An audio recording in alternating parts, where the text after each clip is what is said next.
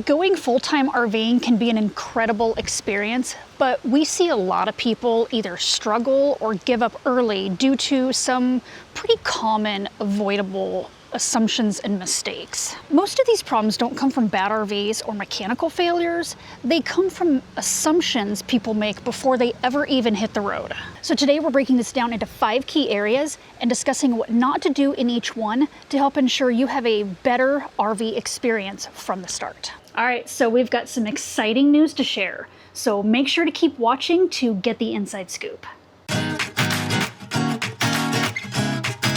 One of the biggest assumptions that people make about full-time RVing is that it's cheaper than living in a sticks and bricks. Well, sometimes it is, sometimes it isn't.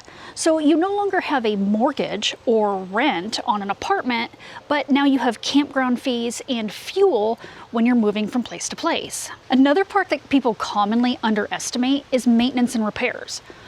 RVs break. It's not if, it's when. I mean, think about it. It's essentially an earthquake rolling down the road every time you drive anywhere. Things shake loose, seals fail, appliances break, and those costs don't care what your budget says. And that leads to another mistake that people make, which is not having an emergency fund before they hit the road. If one maintenance item or repair item could take you off of the road, you might not be ready. Replacing tires, replacing your roof. We've estimated that if our roof needs to be completely replaced, we're looking at about $12,000. If that would take you off the road, you might want to rethink going full-time. All right, the next category is RV and equipment assumptions, and this one bites a lot of people in the butt.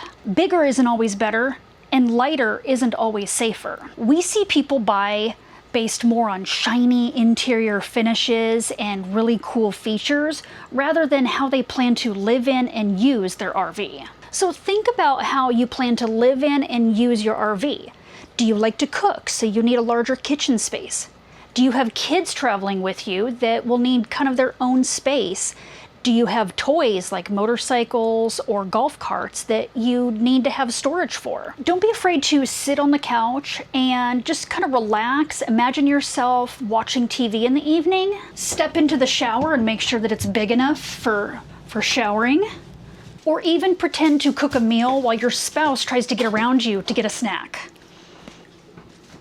And another issue is not understanding weight ratings. A surprising number of people go full-time without really understanding just how heavy their rig is when it's fully loaded. Full-time means more stuff. So you've got more tools, more clothes, more dishes, more whatever, and your rig is only rated for a certain payload. Exceeding weight ratings affects your braking, your suspension, your tires, and your safety. It's not just a technical detail, it's a real-world risk. And payload and towing capacity are also widely misunderstood regarding the tow vehicle. Payload matters whether or not you have a bumper pull or a fifth wheel, and tells you how much your truck can safely handle. So you have to realize that your payload includes the amount of weight that your rig is putting on your truck, all of your passengers, including the furry ones, any luggage, purses, lunch that you're taking along with you, and any fuel that you have on board. Payload and towing capacity numbers can be found on the sticker, which in our case is here between the 2 doors. Finally,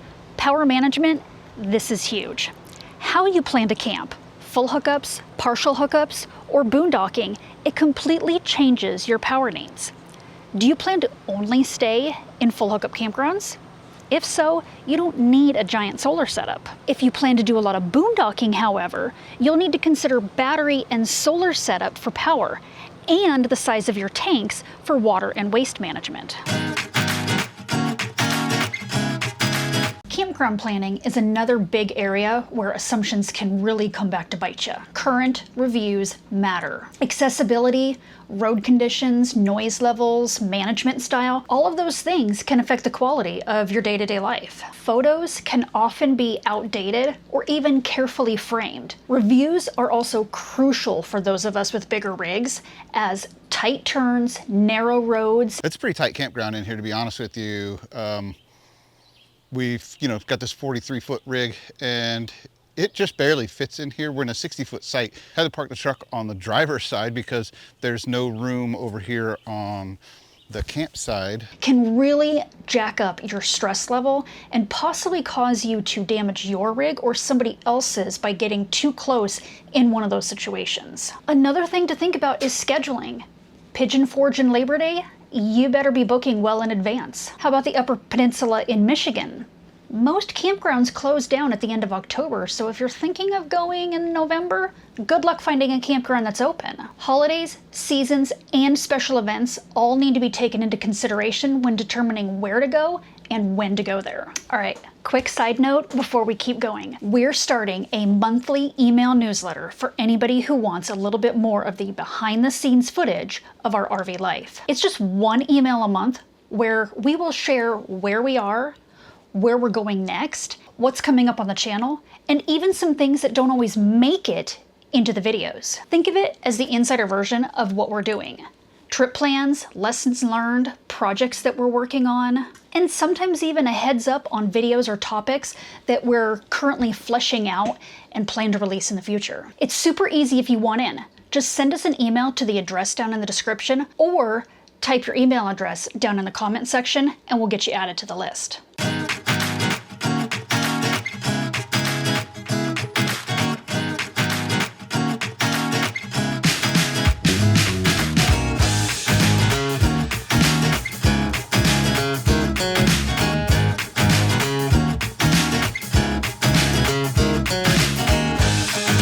This next one is less technical, but just as important.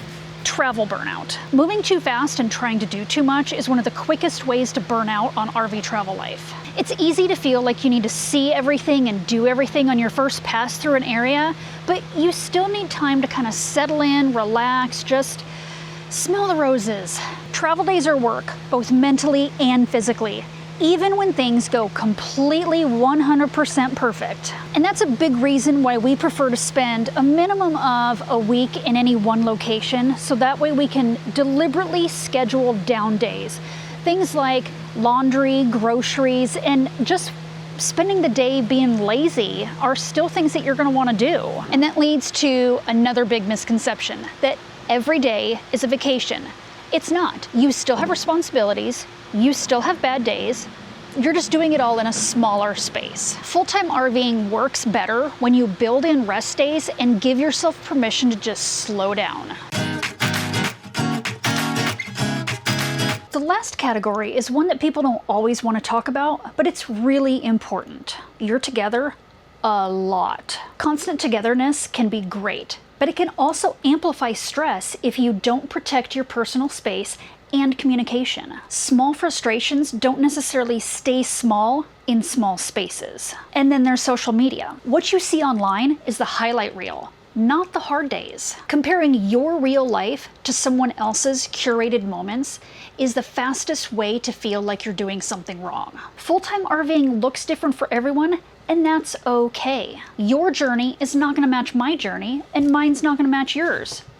We're all different. So to wrap it up, most RV struggles don't come from bad rigs or bad luck. They come from unrealistic expectations and missing preparation. If you're thinking about going full-time, focus on habits, planning, and flexibility, not perfection. And let us know in the comments, what is the one thing, the biggest thing that's really worrying you about jumping into the full-time RV life? Or if you're already full-timing and have made some of these mistakes, let us also know in the comments and tell us how you overcame them. So, if you've liked this video, go ahead and hit the like button, hit the subscribe button, and while you're down there, hit the bell button so you're notified of all of our future videos. And as always, happy camping and stay safe out there, folks.